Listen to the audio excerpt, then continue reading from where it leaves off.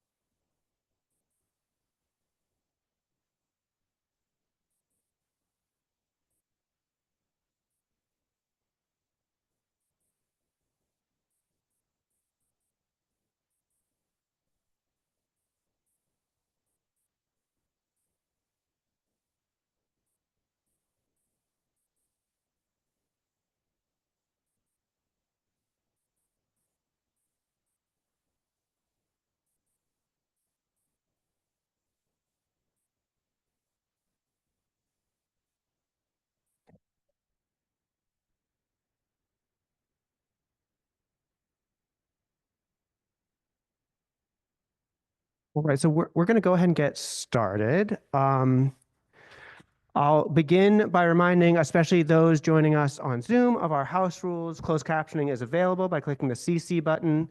And if you would like to raise a question, you can do so using the Q&A option. Shota has generously said that if you have clarification questions during the talk, he is welcoming that. We do want to make sure that if you ask a question, especially during the talk, you make sure that you are mic'd before you talk. So we do have volunteers who can make sure you have a mic, but shouting in the room excludes those joining us remotely, and we don't want to do that. And if you do have any technical questions, the contact information for that is available on the slide. The Department of Linguistics recognizes that the university's origins on a land grant from the Anishinaabe people, including the Odawa, Ojibwe, and Potawatomi, and Wendat. And the university continues to exist on the historical territory of the Anishinaabe people. The Odawa, Ojibwe, Potawatomi are collectively called the Anishinaabemowin and belong to the Algonquin language family. And there are currently 12 recognized Anishinaabe tribes in the state of Michigan, and many people of those tribes living throughout the state and interacting at the university. It's really a pleasure to be here to introduce Professor Shota Momma for this colloquium series. Professor Momma is assistant professor of linguistics at the University of Massachusetts at Amherst, where he has been since 2019. Before that, he was a lecturer and postdoctoral researcher at University of California, San Diego, and he completed his PhD in 2016 in linguistics at the University of Maryland. So psycholinguists love dividing things. We love separating things into their bits. And perhaps this is no more true, this need to divide, as the division between comprehending and producing. If you look at the literature, psycholinguistics articles, you would see two different disciplines. The discipline of how people, the cognitive system that helps us produce sentences, and the different discipline of the cognitive science of how we understand things.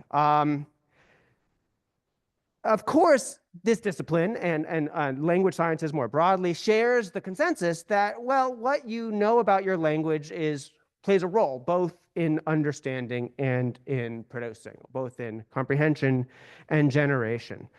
Shota demands that we confront that consensus. We have to own it and face the consequences and understand the consequences.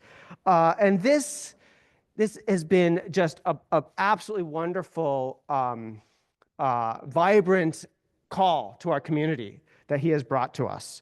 Shota's work takes the implications of the shared representations that both production and comprehension rely on seriously, cashes out the nature of those representations and what they demand of both our comprehension and production system, and then identifies different experimental paradigms, different measures from linguistics, from cognitive psychology, from neuroscience, and asks, how can these measures inform this particular claim about a shared representation in comprehension and production? His work has consequently been very impactful, as you can imagine, appearing in our top journals of the field, places like Cognition, Journal of Memory and Language, and so forth. There's a very nice and I think impactful review paper in Annual Review of Linguistics on sort of what this approach entails and what we've learned about the link between these systems at the level of sentence processing. And his work is recognized by, amongst other things, a grant from National Science Foundation to focus on what I think might be the some of what we're going to hear about today, which is structure, building, and speaking. So I'm just so delighted to be able to introduce Professor Shota Momma today to talk to us about structure building in speaking. Thank you. Well, thanks. Can people hear me okay? Thanks, John, for the nice introduction, and thanks for the invitation. It's an honor to be here. So today, as John said, I'm going to talk about how people produce languages. Right? Often we talk about how people comprehend, but today I'm going to talk almost exclusively about how people talk. Towards the end, I'm going to do some integration to the comprehension literature a little bit. Right? So how do people in the field conceptualize the problem of speaking, right? So people kind of sidestep the issue of how people come up with a thought that they want to convey, but they conceive the problem of producing sentences as a problem of a translation of some sort, right? So when you're speaking a sentence, you have some idea you want to convey, and you end up with some kind of motor commands, right? That moves your articulator, your hands or your mouth, right? And there's a whole bunch of processes in the middle that converts the message level representation into articulable, motor commands. Okay, and this diagram articulates that like view of how you conceptualize the problem of formulating sentences. And I don't know how many years later, 40 years later, 50 years later, right? We have some similar model to the one we had in 75. We managed to draw a bunch of boxes, right?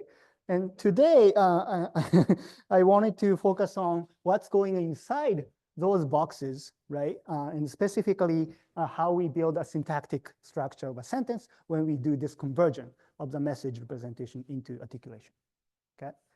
And in order to do so, I'm going to focus on one specific class of phenomena known as unbounded filler gap dependencies, right? So if you are in syntax, you are probably familiar with this already, but for those who are not really familiar with it, here's an example sentence. I should say who does the chef think is chasing the ballerina?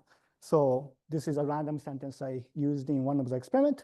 But in this sentence, one bizarre thing is that this who, the sentence initial element, is associated with the verb chase as opposed to the closer one, think, right? And this is a very ubiquitous phenomena in language. You can find this type of phenomena in a whole bunch of languages, and it can cross causal boundary. And arbitrarily many causal boundary if you wanted to. Like who, in principle, you can say, who does the chef think John said, blah, blah, blah, blah, blah, blah, blah, is chasing the ballerina, okay? So it's called unbounded dependency because the distance between the original position and the element that is dislocated is unbounded in principle, okay? In psycholinguistics, lots of people call the former element, the first element filler, and the original position the gap, right? And this creates a challenge to the typical theory of language production, which is essentially like you speak a word and you plan a next one and you speak next word and so forth, right? But in those sentences, there's a long distance relations. And it's going to be informative to study how people plan this type of sentence because that's an unusual case, right? We want to investigate how the mechanism of language production deals with those long-ranging, long-distance relationship in a sentence. So how do we do that? So ultimately, I want to construct a theory of how people algorithmically construct those sentences in their mind, right? But having a complete algorithmic theory of how people plan sentences is very difficult. So I'm going to narrow the question down a little further and ask about the time course of how people plan those sentences. And the hope is that this when question is going to inform how question eventually, right? But if you are not familiar with sentence production literature, like how do you even ask this question? What is a time course of long distance dependency formation, right? I'm asking a really weird question. When you're speaking this sentence, are you, for example, planning the things that you don't say, right? Right? How do you even probe how people are constructing those sentences, right? And I think I have a method that we can use to probe how those structure of the sentences develops in people's mind. And I'm going to introduce one of the methods that I came up with, okay? And in order to explain this method, I have to explain a couple of phenomena. And if you are in syntax, you are probably familiar with this phenomena, but let me introduce it anyway. So the phenomena is known as the that trace effect or the complementizer trace effect. So this is a weird quirk of English and many other languages, right? So typically, you can say something like, who does a girl believe the dog likes? And it's okay also to say a very minimally different version of the sentence with the complementizer, that. Okay? Who does a girl believe that the dog likes? And it's usually reported that those two sentences are more or less okay. Both of them are okay. Okay? But the weird things happen if you change where the who is coming from, right? Who does a girl believe likes a dog? This is also fine. But as soon as you put that in that sentence, the sentence crashes. Who does a girl believe that likes a dog, right? For some reason, even I feel that the sentence is not acceptable, despite my language not having this constraint. So this is known as a that trace effect because this gap is called traces in old syntax, right? And the sentence becomes ungrammatical or unacceptable only when this gap or the trace is follows the complementizer that, right? So this is one phenomenon I use to make inference about how people develop sentence in their head. I'm going to explain how in a minute, but remember that this constraint prohibits you from saying that in a certain grammatical environment. Okay? And in psycholinguistics, there's almost an opposing effect, right? Opposing effect known as the complementizer priming, right? So this was, I think, as far as I can tell, found by my postdoc advisor, Vic Ferreira, right? And in his study, what he did is basically to a sentence production study, but memory-based sentence production study. So does this work? Yeah. You present a sentence, right, that has embedded clause in it, and that's a target sentence. And that's followed by another sentence that is a prime sentence that also has an embedded clause. And this sentence sometimes has that and sometimes doesn't have that, right? And you're asked to recall back this prime sentence first and then target sentence next, right? So, you read this, you recall this, and you recall that. And the dependent measurement here is when you are recalling the target sentence, how likely you are to insert or remove that, right? And the basic idea is that when you are memorizing sentence, right, when you are recalling the sentence, people actually are not built for memorizing sentences, right? So what they do is to regenerate it. And the conjecture is that when people are regenerating sentence, they are producing it, right? They use the same mechanisms that they use for production. That's the assumption. Okay? And if you do this type of task and manipulate, so target sentence sometimes contains that or sometimes doesn't contain that, right? And you manipulate whether the prime sentence has that or not. So this has that, this has not, and you see one of those sentences. Okay? And you measure how the proportion of times people produce that in the target sentence versus not produce that. And as you might expect, people can be primed to use that. So this is original data by Vic, right? About 80% of the time, people say that when the target sentence is followed by this prime sentence with that. And when the prime sentence doesn't contain that, they only say that about 54% of the time. Okay? So this difference is a priming effect, and it's a complementizer priming effect. I should say that this effect is not lexical priming. So you might wonder that maybe people are just repeating that for a couple of reasons. First, even if the prime sentence has that in it, if it's used not as a complementizer, but for example, as a demonstrative, like that table, for example, the demonstrative that doesn't prime complementizer that. And I want to talk a little bit about my study with Vic and also Norvin Richard at MIT, showing that this priming is way more abstract than on the surface.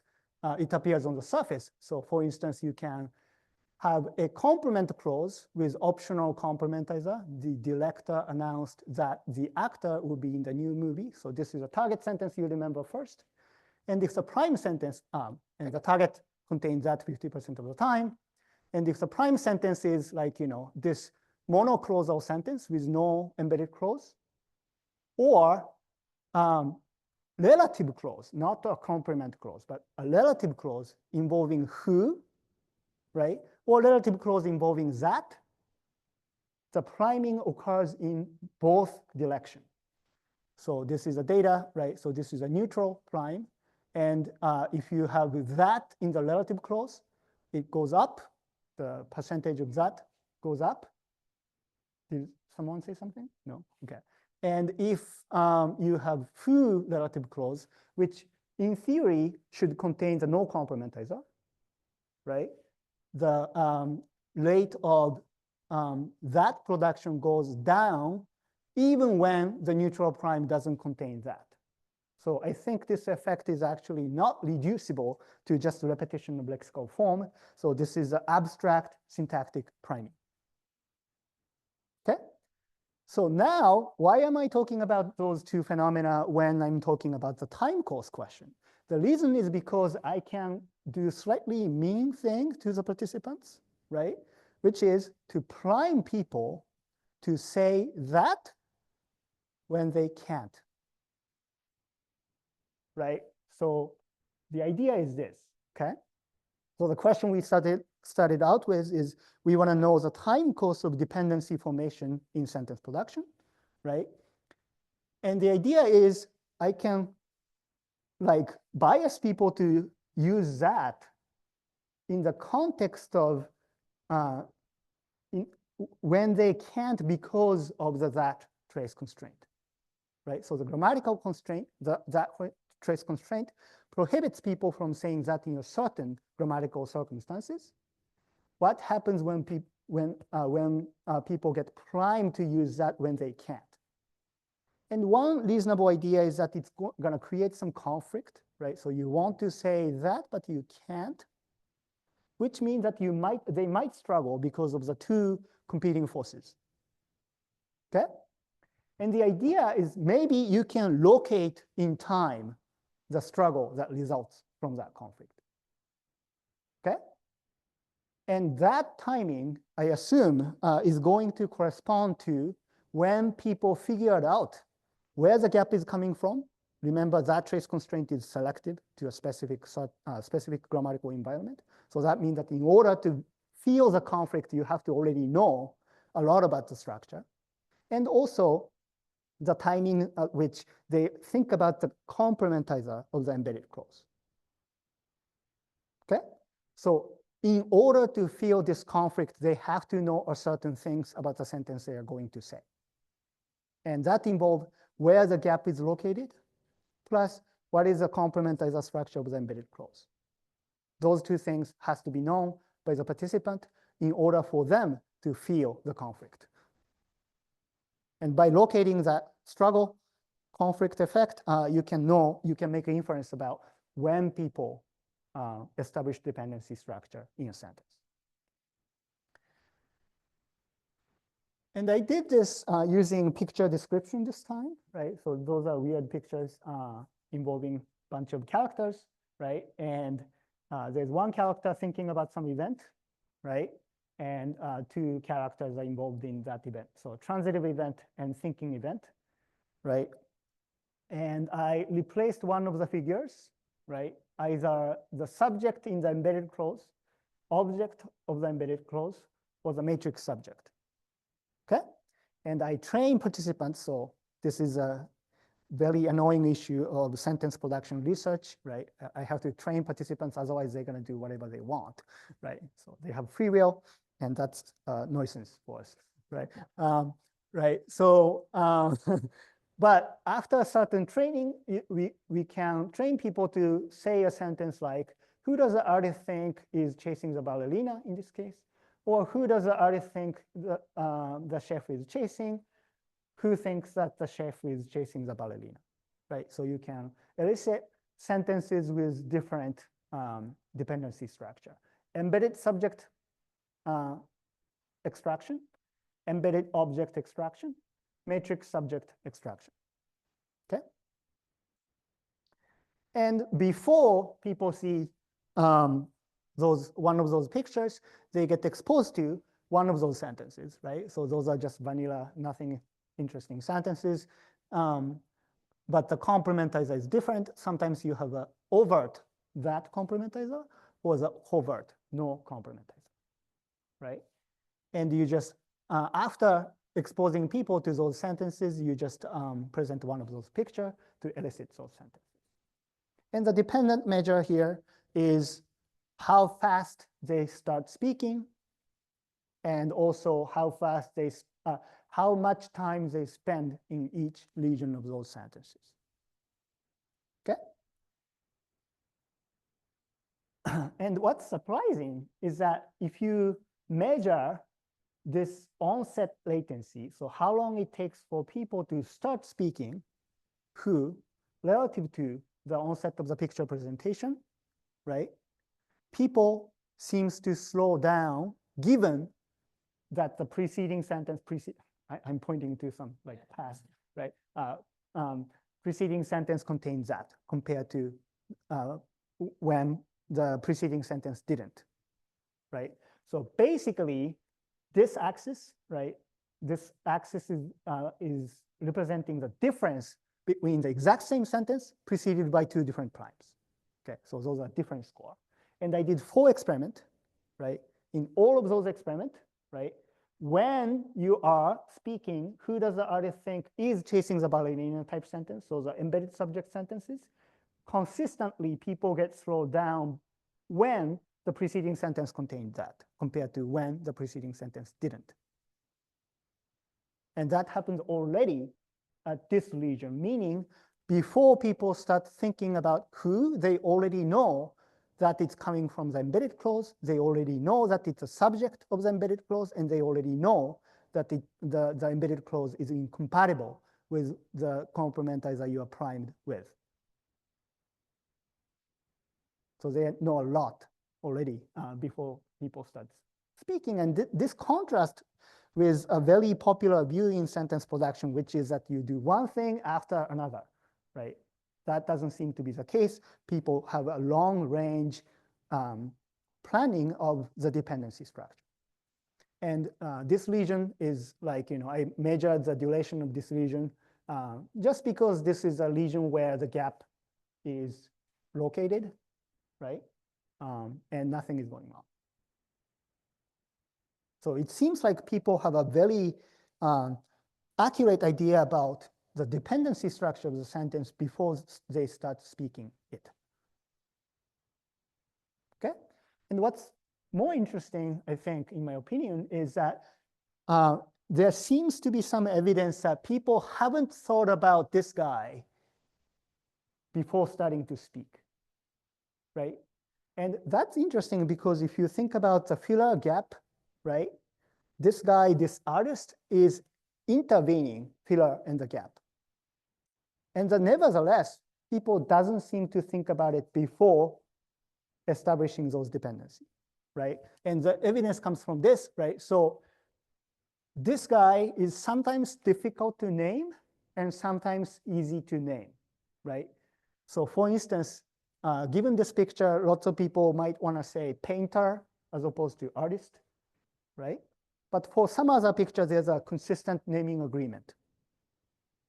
So one way to say it is that, like, naming, if you measure like people's response to this portion of the picture, right? You can calculate the entropy of the response, okay? If people use different name, like, and the entropy increases, right? And if people use consistent name, then entropy decreases. And there's a previous finding in the production literature that this measurement, naming entropy, seems to correlate pretty strongly with how fast people plan those words. Okay? And the idea is that I'm going to do a regression of this measurement, how fast people started, how fast people started speaking, and this measurement, which is a region immediately preceding the noun in question. Okay? And what we found is that you can't predict, based on the entropy of this guy, how fast people start speaking, but you can predict, based on the entropy of this guy, how long people spend saying does that across all 4 experiments. Okay? I mean, like there's like lots of question about like how do you interpret no result and so forth, but it seems reasonable to infer based on those patterns that maybe what we are doing is actually not like planning one thing after another, but we have a dependency structure or set, and you are inserting things in the middle as you go along. Right? So one analogy that Vic gave me, so this is entirely due to Vic, so if it's not funny, it's not my fault, right? So, there are two, like, if you make a kebab, right? So you put one things after another. If you are making a sandwich, right? So you prepare the bun and you place things in the middle, right? So, sentence production, at least the sentences involving those long distance dependency across clauses seems to be more like sandwich making than the kebab making. Okay. Yeah. So this is just a summary. So if you are producing those sentences, right, they seems to be already slower to start speaking who, given that, than given no that in the prime sentence.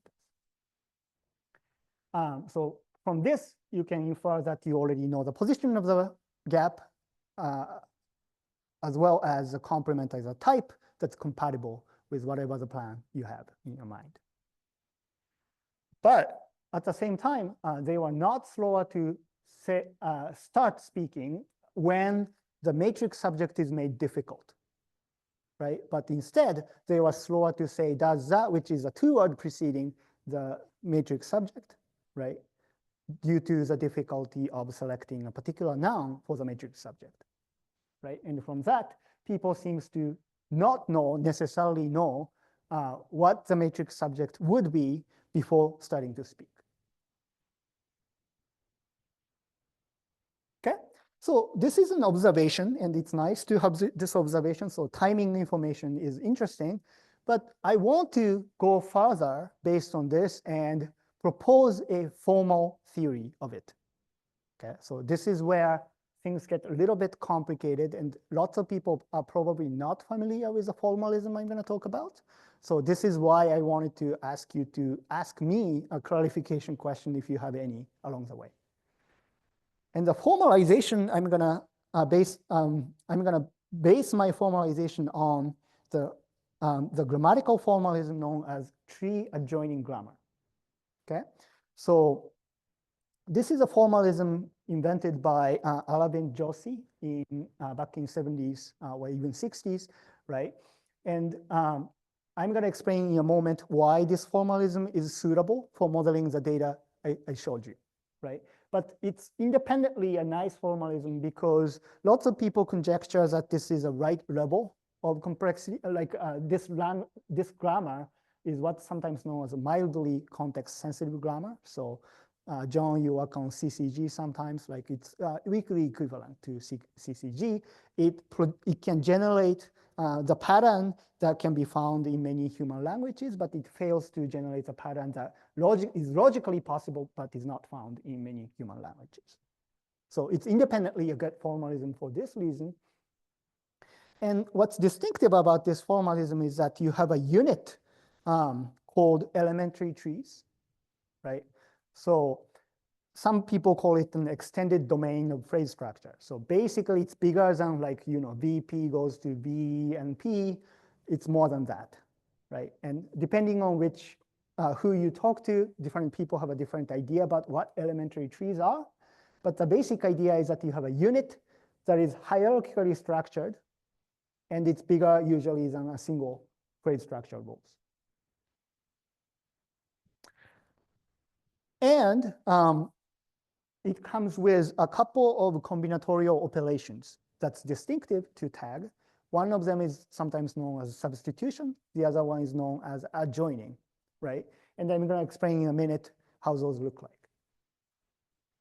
So here are some sample elementary tree, and I'm going to follow a psycholinguist tradition of using the dog chases a cat sentence, right? So yeah, here's a dog tree, here's a cat tree, and here's a chase tree, right?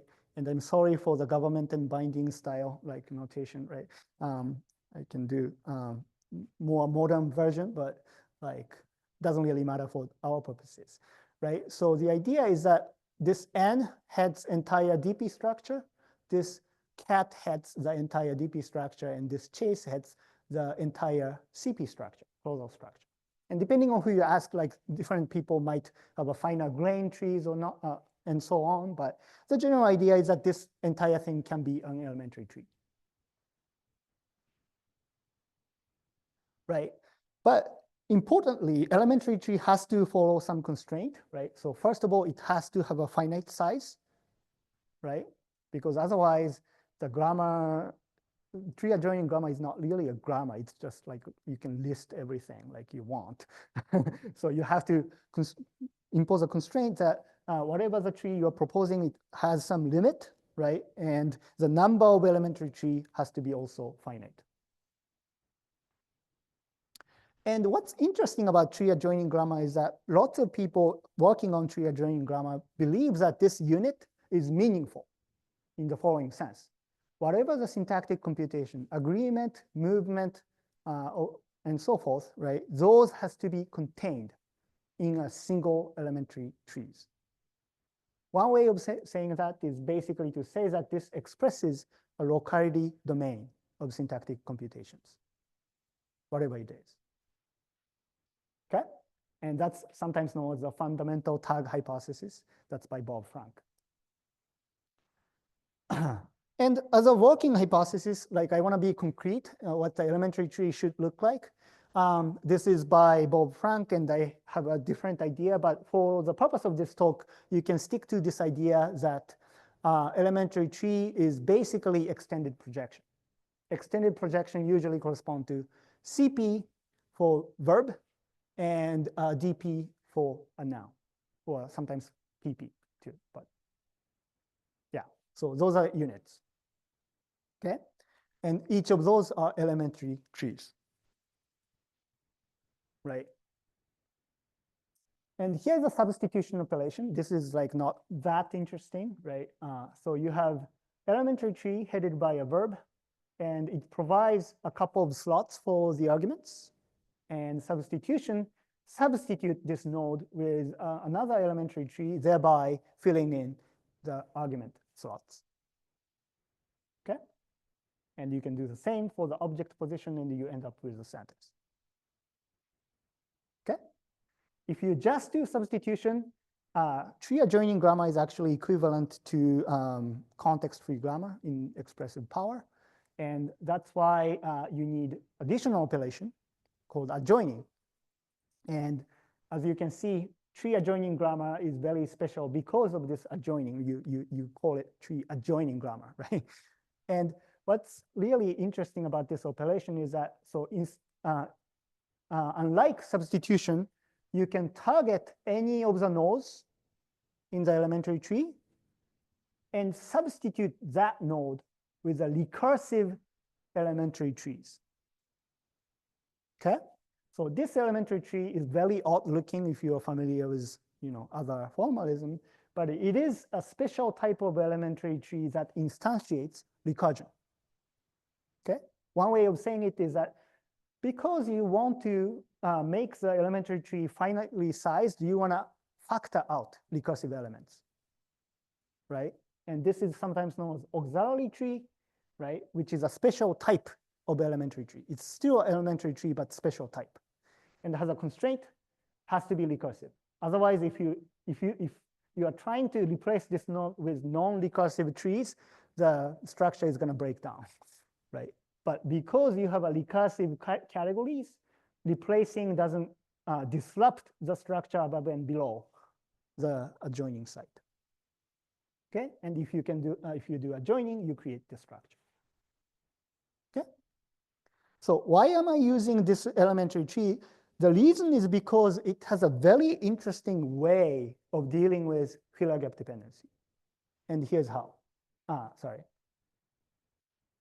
So because tag people believe that elementary tree is a locality domain, they are bound to say that even filler gap dependency is bounded. Unbounded dependency is bounded. That sounds like a contradiction, right? But they have to, they are imposing the constraint that even this filler gap dependency, right? So yeah, this and this, right? This has to be contained in a single elementary tree, right? So one way of putting it is that unbounded dependency or long distance dependency is initially local within an elementary tree. But that doesn't make any sense because like, unbounded dependency are unbounded. How do you make it long distance then? Well, there is a joining operation. So the essential idea is that, so this part and above, it's a matrix clause, and this part below, it's an embedded clause, and you can replace this C-bar node with this weird looking recursive structure to create who does someone think chases, Sarah chases or whatever, right? So you can adjoin the intervening element. Yeah, it took me a while to wrap my head around this, but like the general idea is filler gap dependency is contained in a unit, right? The reason why it looks long distance is because of adjoining. You insert element in the middle. And you might start noticing the analogy between what I described based on the experimental data and how tag derives long distance dependency. They are both making sandwiches in some sense, right? So basically, if you take a look at this tree, you already have an information corresponding to the position of the filler, position of the gap, along with the complementizer structure of the embedded clause. But you don't have the matrix subject yet. Or as a matter of fact, you don't have most of the matrix clause structure yet, right? So I'm saying basically, let's take, tag as a good model of how you compose sentence as you speak, right? So this is like a most, maybe the radical position, but like, and tag actually, how tag derives sentence structure is a good description of how we actually build structures. Okay? And under this view, elementary tree has some special status. We are actually manipulating elementary tree as we try to compose sentences for speaking. And we are using something analogous to substitution and adjoining to compose those elementary trees, right? And the tag derivation is structural building when it comes to speaking, at least. Right, and the basic idea is, the experimental data, we observed some information, we observed some effects that suggest we plan the dependency structure along with complementizer, right? But not yet the intervening element. And I think tag might capture that pattern because there's a tree that contains all the element I think is being planned at the initial stage without planning without the element that intervenes it. So tag unit seems to correspond to the domain of planning, is what I'm saying. Okay? But now I want to generate new prediction. Right? Obviously, I observed the data. I just, postdoc came up with this explanation based on tag. Now I want to make a new prediction, right? And the new prediction is about structural priming again. right? But let me explain the basic nature of structural priming a little bit because that is going to be critical. So the complementizer priming we saw is a species of structural priming, but of course you can prime different stuff, right? So for instance, you can prime dative structure, right? The girl gave the boy the book. This is a double object structure. You can prime another double object structure based on those sentences, right? Likewise, you can prime prepositional object dative structure based on the prepositional object dative structure. And one property of structural priming is that those two sentences, prime sentence and target sentence, they do not have to share any word, right? So it's abstract in a sense that you don't need a shared word in order for the priming effect to happen, okay? But at the same time, if you do repeat the verb, right? So for instance, in this case, you have show and show. In this case, show and show. The priming effect magnifies, right? So that's a well-known effect, sometimes known as a lexical boost, right? So you can bias people to use one structure over the other, but you can bias people even more by using the same head words across sentences. Yeah, just a graphic illustration. This is what I drew on the plane, so apologies for non-straight lines. But like, you know, so you can plot percentage of one structure, in this case, double object structure, and you can, you know, have a different types of sentences as a prime. And if you have a different verb across those two sentences, you have a little bit of increase in the DO structure. If you are given DO structure, it's usually about 10%. But if you do repeat the verb, the magnitude goes up, and this is sometimes known as this difference. When you are talking about the different verbs, it's sometimes known as a lexically independent priming because it happens without the overlapping word. Let's put this aside. Yeah, I'm very proud of this animation. And if you measure this, right, you get bigger effect, right? And if you measure the difference of differences, you get lexically dependent priming. So priming can be thought of as being composed of two parts.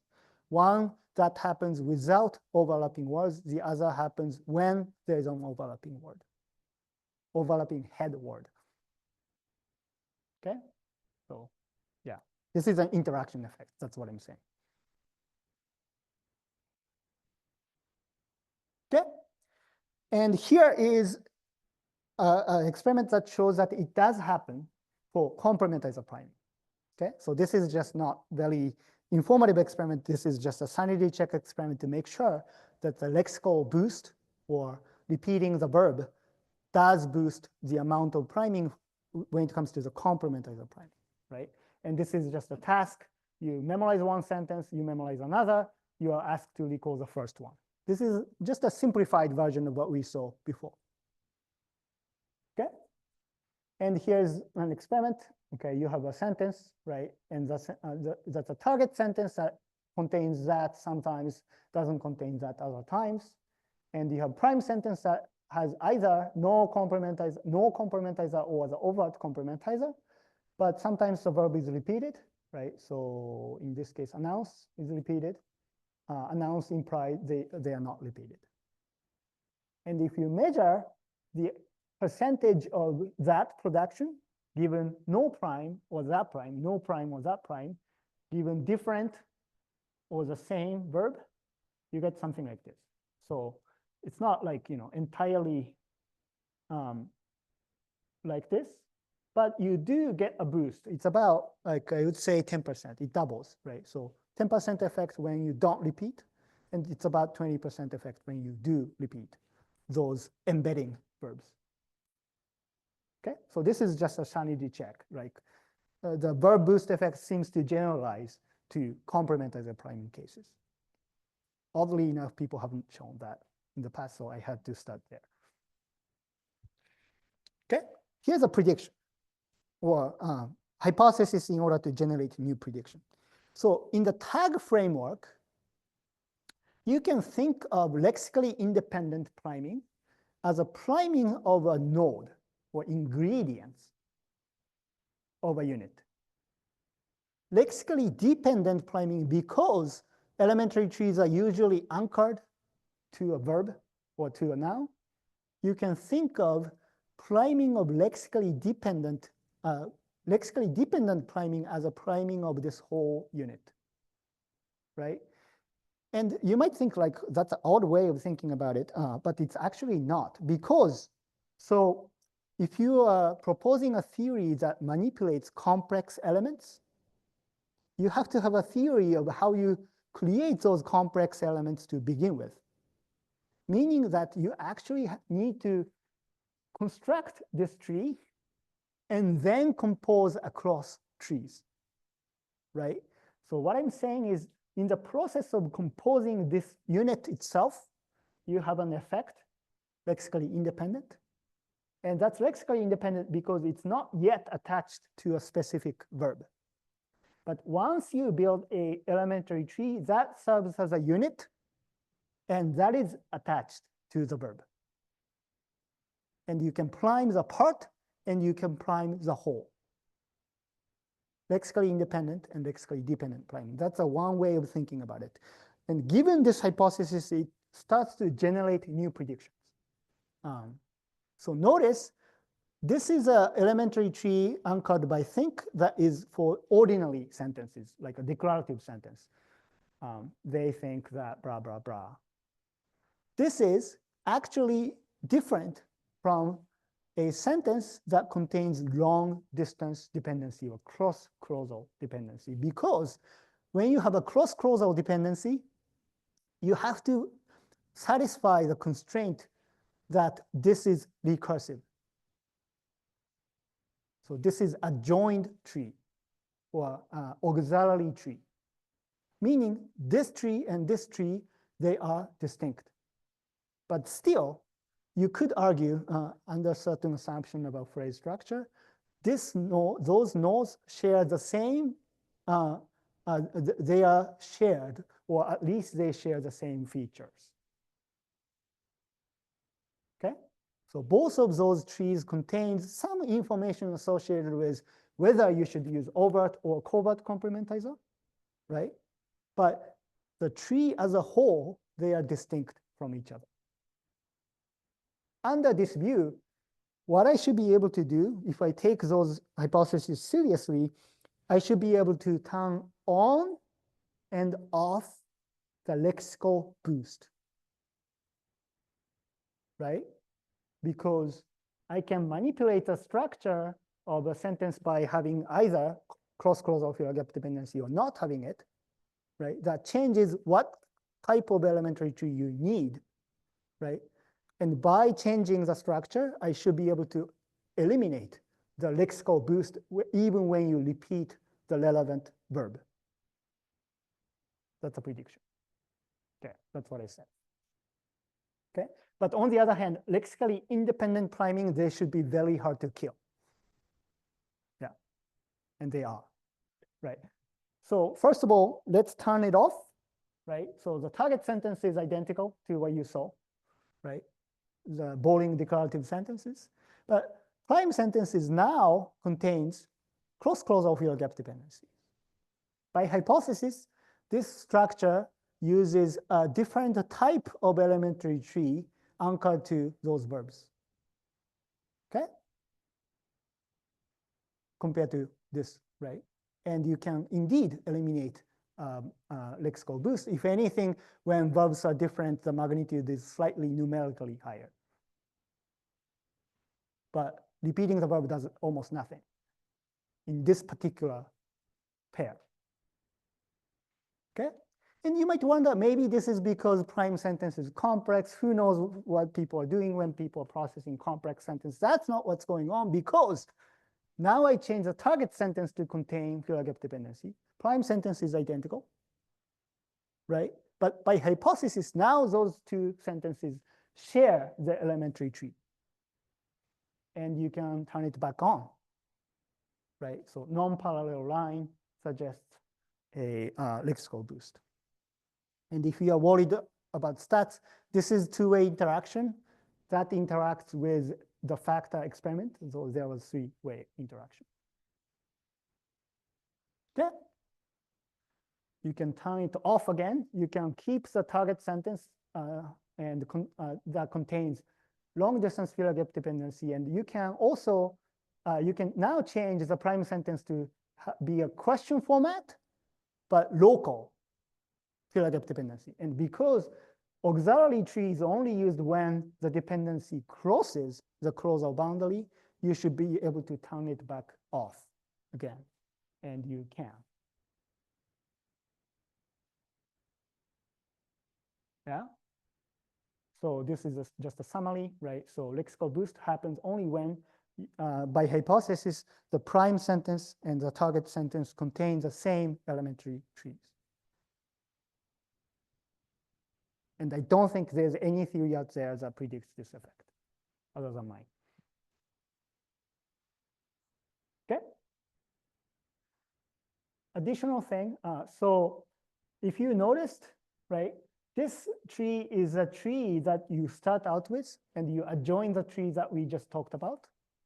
But if you notice, I said that there's actually a complementizer information in this tree as well. Yeah. So complementizer is like redundantly represented across trees. That's what I have to do actually in order to make the system work, right?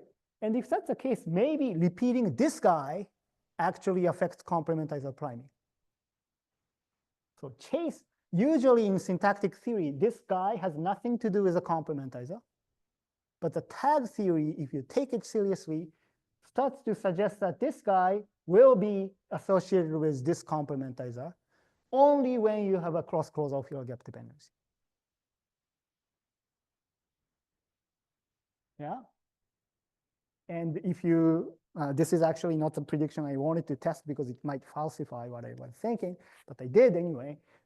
So this is, the prediction is repeating this verb will result in the lexical boost, but if and only if both sentence contains cross-causal field gap dependencies. And here is one experiment. So in this case, you have cross-causal field gap dependency.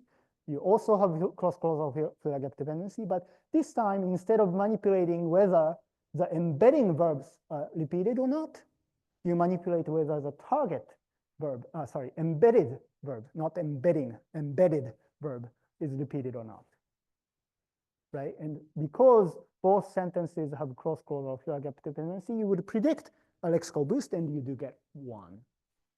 Yeah, so this is a little small, but I have like about 200 people in this experiment, and it's highly, meaningfully different, right? So this line is steeper than this line.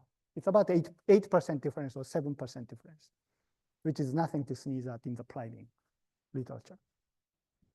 Okay, but let's change one of the sentence to local field gap dependency sentence, and now the things disappear. So this looks non-parallel. I think this is some kind of noise I don't understand. But if anything, the climb is steeper for the different condition, meaning numerically, if anything, when verb is not repeated, the priming was bigger, which doesn't make any sense, right? But there was no interaction. It's just like, I think it's just a noise. And there's also a three-way interaction if you care about stats. Okay, just to summarize, I think I'm like out of time almost, right? So I think I want to reserve 30 minutes for question, right? So just about time, right? So lexically independent priming seems to be found in all study. So remember, even if you have different verbs and even no matter what you do, it's just impossible to kill the abstract priming. That happens all the time. I never fail to replicate it. I think I learned like 10 experiments associated with it, never fail to replicate. But you can turn on and off the lexically dependent component of the priming. And you can turn it on and off precisely when you can turn on and when you can turn off, that can be precisely predicted by how tag encodes complementizer in different trees.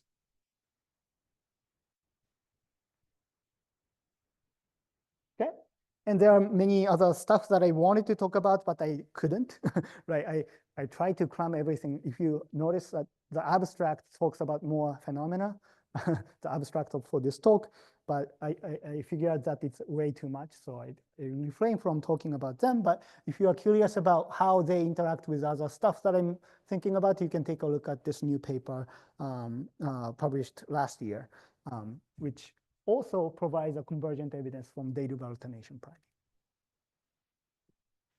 Okay, but to summarize, right, Hug-based model can capture timing data in terms of like how you plan sentences, and priming data simultaneously, right? And they generate counterintuitive predictions about how sentence should unfold in your head, plus what kind of things you should be able to prime. And I want to note that tag actually is also an independently good grammatical theory, right? In fact, tag can derive some of the most puzzling phenomena in syntax for free. So for instance, it can predict the presence of adjunct island, presence of complex NP island, presence of relative clause island, and so forth, right? They don't need any stipulation, they just come for free. And I want to also note, if you think about it, all of the studies that I presented involve comprehension. When people are priming, when people are reading the primed sentences, they are comprehending it, which means that all of those units that I postulated to explain priming and also time course, priming only, right? Because I didn't have any comprehension component in the timing study, but I don't quite know how, but those units somehow have to be involved in comprehension of the sentences, right? Because you get affected by the comprehension of the sentence, not the production of it. So I believe that this tag-based theory, maybe not as it is presented, but some form of it, I think, has a chance of providing some framework for explaining comprehension and production and grammatical knowledge simultaneously. That's all I wanted to say. Thank you.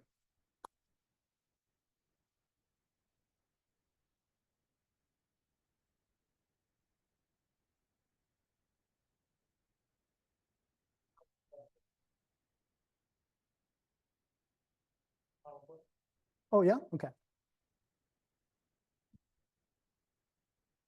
Thank you so much for two questions. One more on experiment. Not sure verb I'm taking into account. Like pick the verbs. Are they all like biased to that kind of structure, or is just like I don't know how you select those verbs. So that's one of the things that I have.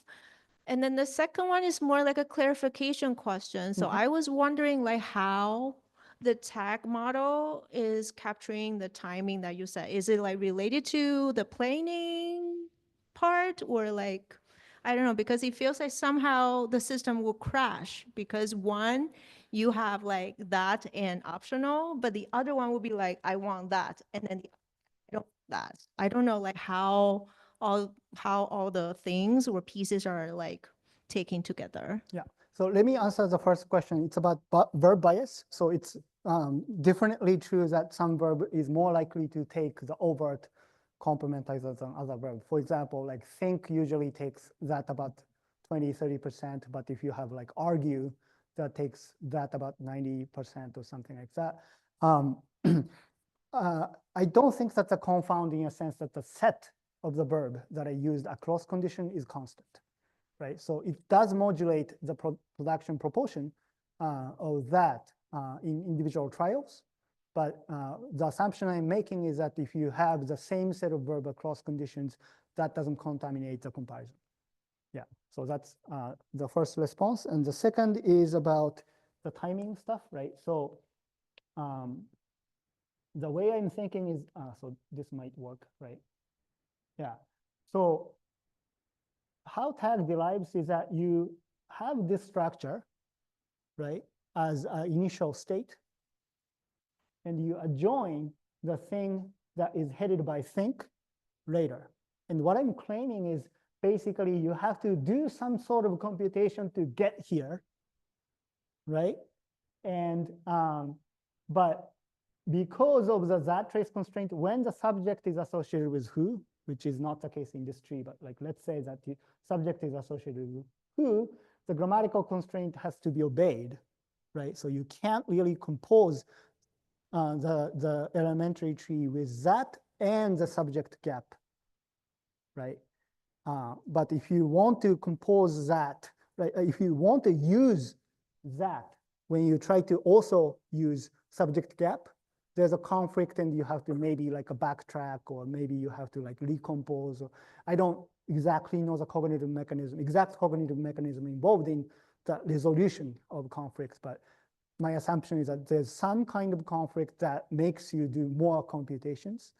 And as a result, I'm saying that because tag derives this structure first, right, it predicts that dependency structure along with this complementizer structure has to be there in order to get here to begin with. And that's a requirement for starting to speak who as an integrated part of a sentence.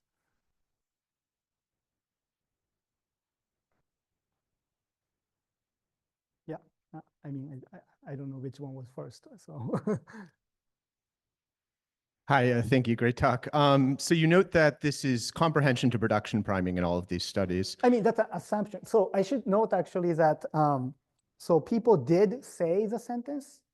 I think it's it's closer to comprehension in a sentence that reading aloud is starting from the form-based input, right? So I think I see reading aloud as closer to comprehension than production, right? So under that assumption, it's a comprehension to production. Yeah. So would there be a question of whether this would generalize to spontaneous production that's not elicited? I mean, I know it's hard to study production without eliciting it somehow, of course, but. I mean, that's a default assumption I have. Of course, that doesn't mean that it's true, right? So, this is like another like free will issue. Like, people just say whatever, like those are not the sentences they usually say, right? So it's very difficult to study this in the spontaneous setting. And, lots of time when you find something in the lab, at least in the very small level phenomena like word production, phrase level production, people do find something analogous in the spontaneous speech error corpus, for example. So I would want to assume that this will generalize, but that doesn't mean that it will. Right. So I'm basically like doing my best in terms of what I can do, but the hope is that it does, but I don't know if it actually does. Yeah. Thank you. Yeah.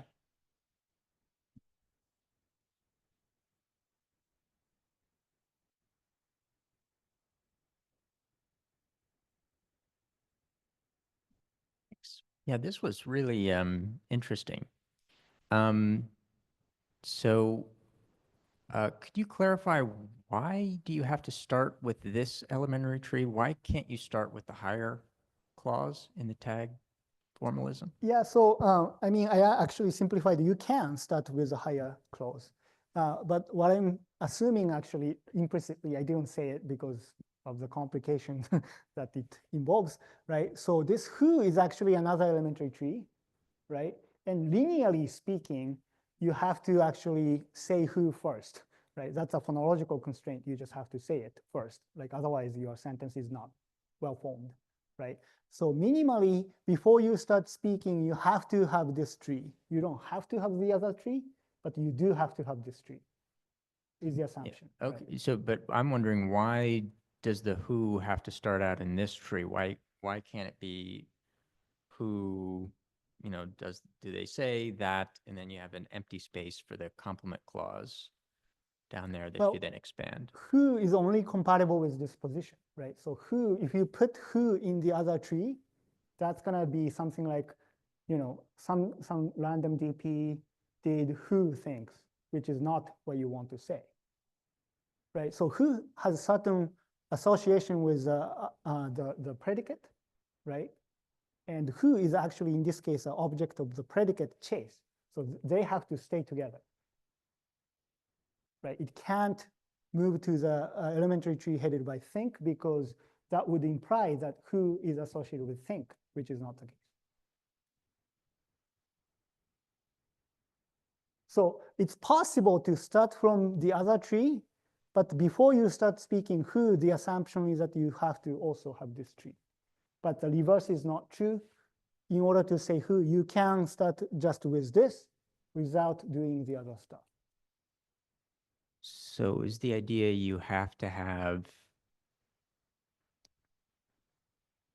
like the theta assigner of a DP? If you introduce a Theta DP, you have case to and have theta case this. agreement, all kinds of syntactic relation. And remember, tag elementary tree is a domain for those, right? So Right. if you put this guy in the same tree as those like, theta assigner and so forth, you are guaranteed to have the local relation.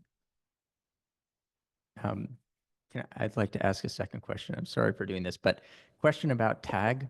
So some people think that coordinate structures involve a flat, n-ary branching configuration.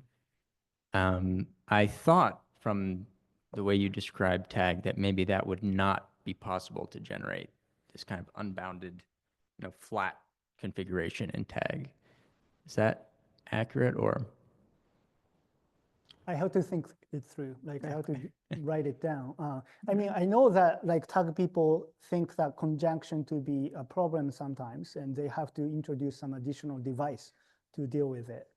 That I know, but I don't know if generation of the flat structure is impossible. It may be impossible. Yeah. And arbitrarily flat, with as many conjuncts as you want in there, for example. But yeah, that's just a curiosity. Thanks. Yeah, again, this was really, really fascinating.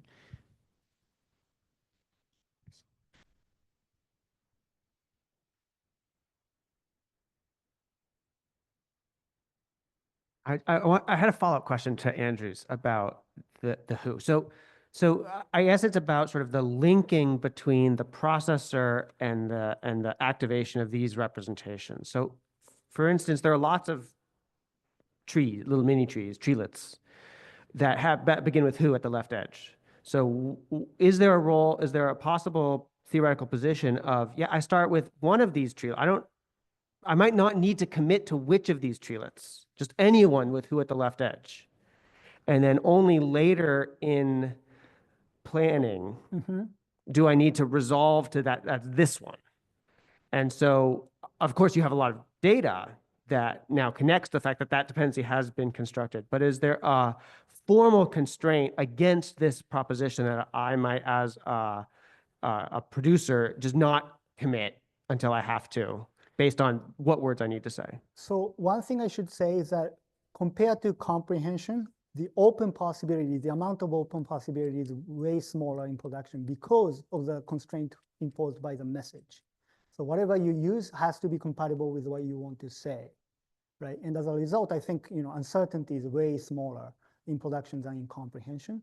Said that, I think there's a choice about whether you use this who as a passive subject versus object of the active voice in the embedded clause. What my data seems to show is that people don't like those uncertainty. Yeah. Thank you. This is a great talk. So I'm glad we're here because I wanted to ask if you've thought about, so I love the idea of that and chase having to be in the same tree, because if that makes a cross-linguistic prediction that is often borne out, right? When we have something that is that chase, even when you don't have a that moves in that position, something else is going on. It's attached to chase, right? So I'm curious if you've thought about that. And then I have another question after that. But quick. I have not thought about that because I am very bad at cross-linguistic data. I'm sorry, but yeah, I mean, it does make certain prediction about what kind of dependency should be possible, right? So tag, if you take it really literally, right? It really literally excludes certain dependency to be impossible, right? So yeah, I would assume that like, the kind of variation you see across languages would be constrained by this constraint. Yeah. I didn't mean to be unfair about that, just because I know you speak a language that has that property, which is why I was see, I see, I see. But my other question is about individual differences, especially with that trace. And you had like 200 participants in one of your experiments, and we know that there's individual differences. And I'm curious if you were interested in that or looked at it. Like I imagine for some people, maybe that would make the boost higher. Anyway, I'm just curious about that. Yeah, I mean, like individual difference is an interesting question, and I'm fairly certain that people do have a substantive amount of individual differences. For instance, I'm assuming here that who wants a role in a sentence before it can be spoken. But like, in principle, that's just not the strict constraint, right? I mean, I can say who, right? So without having any idea about how I continue the sentence. So I think that's not logically impossible thing to do. And some people might adapt that strategy sometimes at least. And the proportion of time people do adapt those strategy might vary across participant and so forth. Sorry, I was just more specifically like individual differences in that in people, if people have that trace constraint or not, since there's like people have talked about regional variation and different types of things like that. So it was more like a question about your results. Yeah. So when it comes to the that trace constraint, at least in my data, it's surprisingly consistent across people. May not be true for acceptability, but in production, people almost never say that in this particular configuration. I think the data was like, I think I have like about, I want to say 5,000 data points, relevant data points. And I think I found less than 1%. So maybe like 20 to 30 errors like this. Yeah, so maybe there was 1 or 2 outliers, and those 20, 30 data points is produced by a single speaker usually, actually. So a couple speakers. So I want to say that it's actually very, very consistent. And what's really weird is that there seems to be asymmetry in acceptability and production preferences. So other constraint is like, you can't extract goal argument from the dative. Like you can't say who did you give the book? Yeah, who did you give the book? That's reported to be valuable across people, not in production. Nobody ever says that, like almost. Yeah, they just say who did you give the book to? Like 99% of the time. So I see some kind of discrepancy in terms of production and acceptability, like when it comes to individual variations.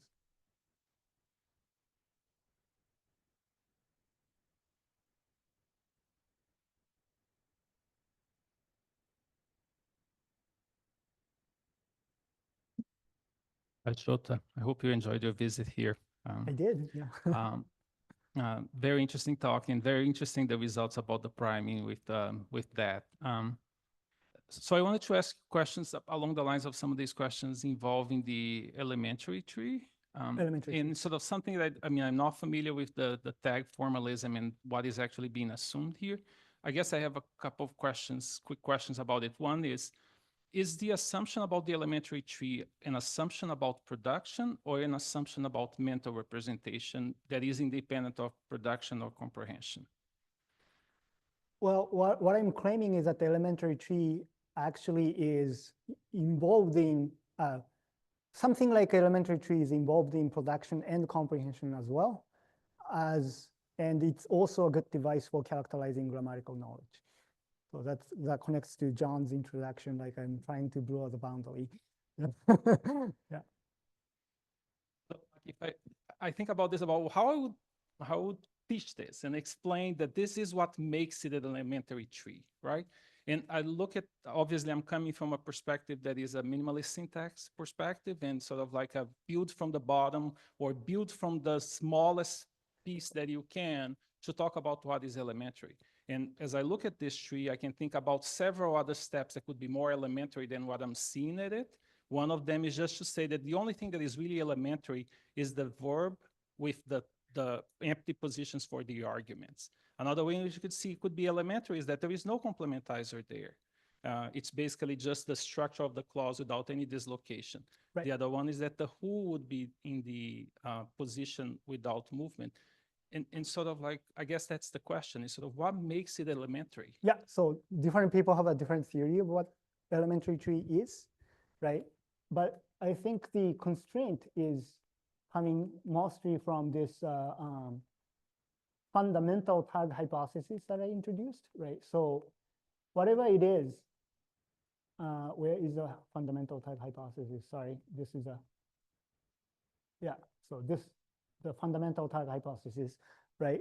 So it has to be large enough to contain whatever the dependency in syntax you have, right? So that excludes certain possibility, right? So for instance, verb has to include arguments, like elementary tree has to include arguments, and that intersects with the theory of what counts as argument of the verb, but like, you know, putting that aside, right?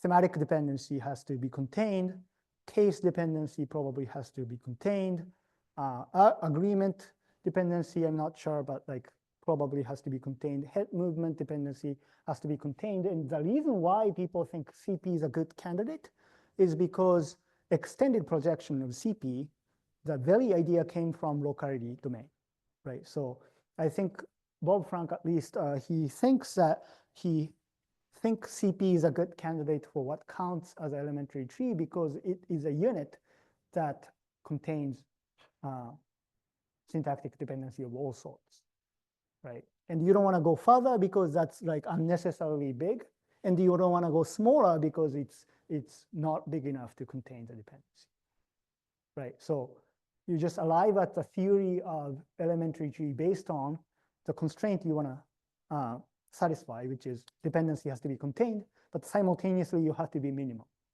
in a sense that you don't want to go further than what you need, right? And you know, different people have different theory of elementary tree. I have a different theory of elementary tree that I need to explain a different set of data, but here I'm just adapting what Bob Frank sort of based on the idea that the extended projections are a good candidate for locality domain. Okay. Yeah, I'll let Ezra ask the question. Next time. We have a Zoom question first. Hi, Shota. There's a question from Zoom audience. So this is from Daniel Seeley in the Zoom audience. His question is, it's been argued that S adverbs, like capital S adverbs, nullify that trace effect. Thus, there is a contrast between first, who did John say that fortunately ran away, which is marked grammatical by Mr. Seeley, versus the other sentence, who did John say that quickly ran away, which is marked ungrammatical here. Can your analysis shed any light on this? That's the short version of the question, Daniel. He had a follow-up sentence. So do we predict different priming effects with such sentences? If so, how and why? Okay, so to answer the first question, so I think typical analysis of that, like adverb effect in that trace, is that it's like, you know, it's a prosodic effect, for example. Like, you know, if you do the prosody right by putting the right type of adverb, then it goes away. I mean, it could be the case, but my assumption is that in order to do the prosody right, you need the structure, right? So what I want to say, I guess, is that it actually doesn't really matter to my argument where that trace effect is coming from. As long as in order to do the right thing, you need a structure, right? And the assumption I have is that in order to do the prosody right, you have to have the structure, right? So that trace may be a prosodic effect, but like assuming in order to do the prosody right, you need certain idea of what the structure should look like, then I think I have the same argument. Like you still plan those what was the other question? Sorry. The longer version sounded shorter than. It's just what effect you predict for, for those sentences. Like Is that, adverb sentences? does that match his grammaticality judgment? I mean, I don't think I have a reason to predict anything different.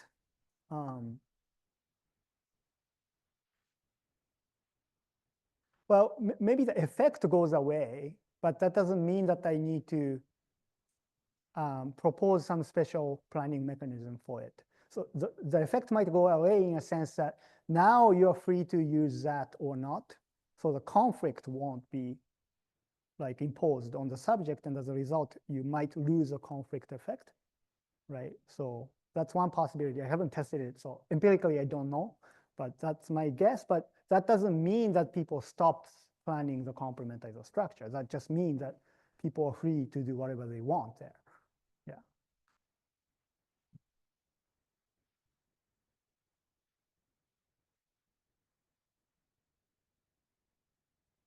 Hi, thanks. I want to build on what Crizio's question was, which is how you talked a couple of times about how these elementary trees are built up, or they're pieces and sometimes that affected the processing, like the priming.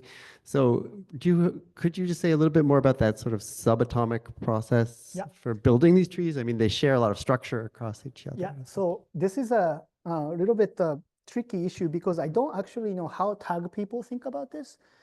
Often elementary trees are given as primitive in those grammatical formalism, but I think it doesn't make much sense to treat it as primitive. The reason is because if I learn a new word, right, I can generalize it to say WH version of it and like so forth instantly. I don't think you want to postulate that whatever the elementary tree you have is a memorized object.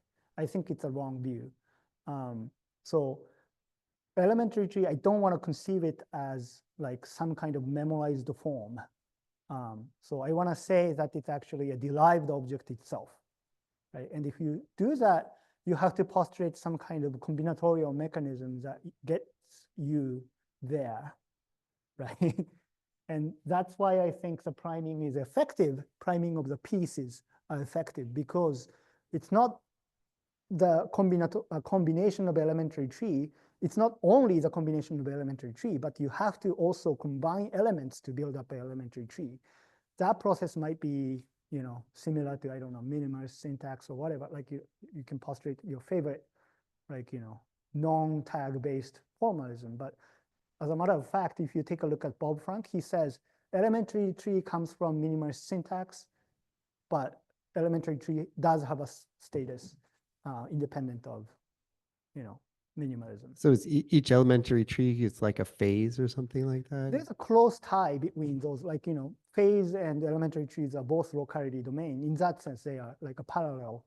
There are interesting distinction, like, I don't think people usually call, like, I don't know. There are elementary trees that doesn't correspond to phases, but the idea is very close, I think. Yeah.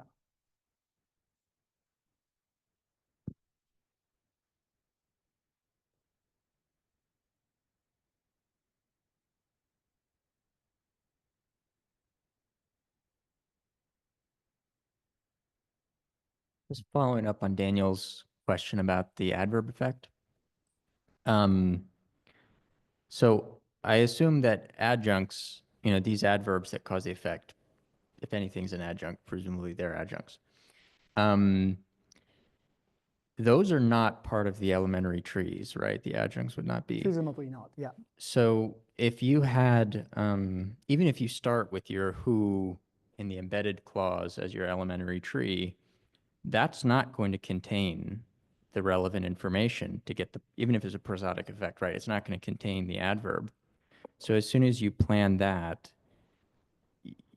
you don't actually have the adverb effect at that point. So would you not, you would not predict to see the That effect. depends on the constraints on order of computations, right? So I'm simplifying here a little bit and like didn't really talk about it, but in tag system, there is certain degree of freedom in terms of how you want to do the composition, right? And that it's a little complex because it interacts with your phonological constraint. You have to sometimes say things at the right time, but like nothing prevents you from doing a joining early on, for example, right? So, and I just don't know like whether you can't do the adjoining to save it, for example, right? Right. Maybe you still have a conflict effect, and in some trial people can save it by doing that junction or whatever, right? And maybe like you just weaken as opposed to eliminate the effect. Like I don't have a precise prediction, but that I think depends on the constraints on the system in terms of how you compose sentences. I mean, I don't think there's any constraint that says you have to do it left to right. There's probably a bias to do it left to right because you have to say the thing occurring in the left first in order to speak, right? But that doesn't mean that you can do the saving operation early on, for example.